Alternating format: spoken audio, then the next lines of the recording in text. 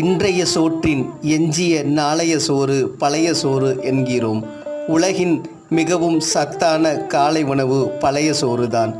பழைய சோற்றோடு பச்சை மிளகாயை சேர்த்து பார்க்கும்போது நாவில் எச்சில் ஊறும்.